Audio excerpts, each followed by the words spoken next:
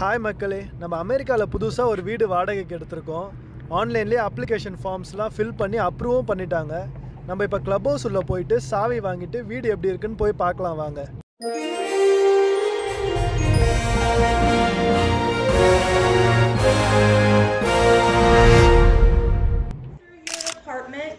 Check to make sure everything works. Check your stove. Check your toilet. நம்ம ஏற்கனவே club ஹவுஸில் போய் சாவி அப்புறம் வந்து ஒரு self checking application form, apartment checking application form வாங்கி வந்துட்டோம். இப்போ நம்ம அப்பார்ட்மெண்ட் உள்ளே போய் பார்க்கலாம். அப்பார்ட்மெண்ட்டோட கீழே எழுதியிருக்காங்க அப்பார்ட்மெண்ட் நம்பர் 603. டோருக்கு 603 அப்பார்ட்மெண்ட்லேயும் எழுதியிருக்காங்க. அதுக்கப்புறம் கீஸ் வந்து 2 செட் ஆஃப் கீஸ் கொடுத்துருக்காங்க. 2 அப்பார்ட்மெண்ட் கீஸு, 2 வந்து மெயில் பாக்ஸோட கீஸ். இதில் தான் நம்மளோட இமெயில், லெட்டரு எல்லாமே வரும். இமெயிலா? ஏய், எல்லாரும் நல்லா கேட்டுக்கங்கடா. இதுக்கு பேர் தான் பேலஸ். இங்க இருக்கீங்களா ராஜ பரம்பரையை சேர்ந்தவங்க. இவங்க மனசு வச்சா நம்ம எங்கேயோ போயிடலாம். இதான் வந்து ஷூலாம் வைக்கிறதுக்கு இடம். நம்ம உள்ள வந்தோடனே ஷூலாம் இங்கே வச்சுக்கலாம். இங்கே ஷூ ரேக் நம்ம வாங்கணும். ஷூ ரேக் வாங்கி வச்சுக்கலாம். இந்த மேலே கூட இந்த ஷூஸ்லாம் வச்சுக்கலாம்.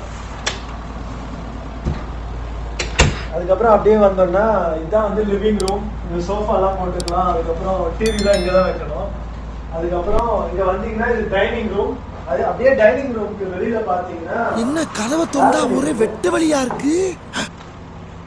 செம்ம பெரிய பால்கனி. பால்கனிக்கு வெளியில பாத்தீங்கன்னா ரொம்ப அழகா ஒரு சீனரி மாதிரி ரெடி பண்ணியிருக்காங்க. ஒரு ரிவர் மாதிரி. ஃபவுண்டெயின்ஸ்லாம் அப்பப்போ ஆன் பண்ணுவாங்க. ஆன் பண்ணாங்கன்னா நல்லா இன்னும் பார்க்கறதுக்கு நல்லா இருக்கும். நைட் லைட்ஸ்லாம் ஆன் பண்ணுவாங்க. இது இல்லாமல் வந்து ஏற்கனவே அங்கே ஷூ வைக்கிறதுக்கு ஒரு இது பார்த்தோம். இது வந்து ஒரு ஸ்டோர் ரூம் மாதிரி. இந்த அட்டைப்பட்டி இல்லை வேற எதுனா டூல்ஸு அந்த மாதிரி எல்லாமே இங்கே வச்சுக்கலாம் வெளியில். இது வீட்டுக்கு வெளியில் இருக்கு, போட்டு பேட்டியோவில். அப்படியே உள்ளே வந்தீங்கன்னா கிச்சன். இது கொஞ்சம் பழைய அப்பார்ட்மெண்ட்ன்றதால எல்லாமே கொஞ்சம் ஓல்ட் ஸ்டைலில் இருக்கு. இது வந்து காயில் ஸ்டவ். இது காயிலே இங்கே சூடாகும். இங்கே பார்த்தீங்கன்னா கன்வெக்ஷன் அவன், பெரிய அவன். இந்த சூடுலேயே வேலை செய்கிற அவன் இது. இங்கே காயில்லாம் இருக்குது, சூடுலேயே வரும். மைக்ரோவேவ் வந்து இந்த அப்பார்ட்மெண்ட்டில் இல்லை, அது நம்ம தான் வாங்கிக்கணும். ஃப்ரிட்ஜ் இருக்குங்க. அமெரிக்காவில் ஃப்ரிட்ஜ்லாம் ரொம்ப பெருசாக இருக்கும். அந்த ஃப்ரீசரு, கீழே ஃப்ரிட்ஜு, இதெல்லாமே அப்பார்ட்மெண்ட் கூடயே வருது. அது இல்லாமல் இங்கே பார்த்தீங்கன்னா டிஷ் வாஷர் இருக்குது. இதில் சாமான் துளக்கிறது எல்லாமே. டிஷ் வாஷர் இருக்குது, சிங்க் இருக்குது. அதுக்கப்புறம் இங்கே பார்த்தீங்க ஏற்கனவே வந்து ஷூ வைக்கிறதுக்கு ஒரு ரூம் பார்த்தீங்க. அதை விட்டா வெளியில ஸ்டோரேஜ் ரூம் ஒன்று பார்த்தீங்க. இப்போ இது வந்து பேண்ட்ரி ரூம். இங்கே தான் வந்து நீங்க கிச்சனுக்கு தேவையான ஃபுட்டு. ஏன் இங்க ஃபயர் எக்ஸ்டிங்விஷர் வச்சிருக்காங்க? ஏன்னா கிச்சன் இங்க இருக்குல்ல, இங்க திடீர்னு ஃபயர் ஆச்சுன்னா உடனே இதை எடுத்து யூஸ் பண்றது தான். கோர்ஸ் பண்ணி கிச்சன் வந்து ரொம்ப கிட்டே ஃபயர் எக்ஸ்டிங்விஷர் இருக்கணும். அதுவும் இல்லாம வந்து இப்ப இருக்க புது அபார்ட்மெண்ட்ஸ் எல்லாம் ஃபயர் எக்ஸ்டிங்விஷர் இருக்காது. ஏன்னா மேல ஸ்ப்ரிங்க்லர் மாதிரி இருக்கும். இந்த அபார்ட்மெண்ட்ல அந்த ஸ்ப்ரிங்க்லர் இல்லாததால ஃபயர் எக்ஸ்டிங்விஷர் உள்ளே வச்சிருக்காங்க.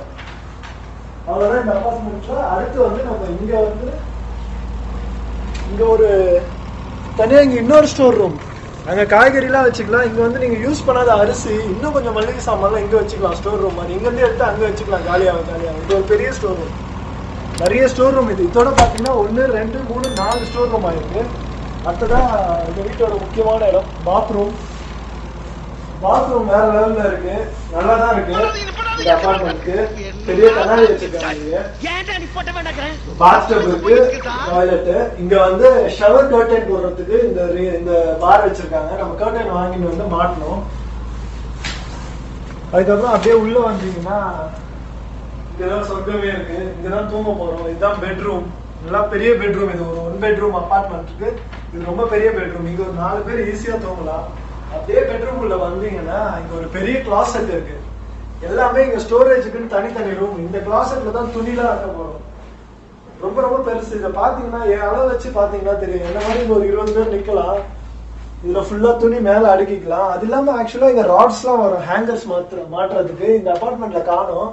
நம்மளே மாட்டிக்கலாம்னு நினைக்கிறேன். இங்க ஒரு ராட் மாதிரி வச்சா அப்படியே எல்லா துணியும் ஹேங்கர் மாதிரி மாட்டிக்கலாம். அப்புறம் வந்து நம்ம டிராவல் பேக்ஸ் இந்தியால இருந்து வர்றதுனால எல்லாருக்கிட்டையுமே ஒரு 2-3 பெரிய பெரிய ட்ராலி இருக்கும்.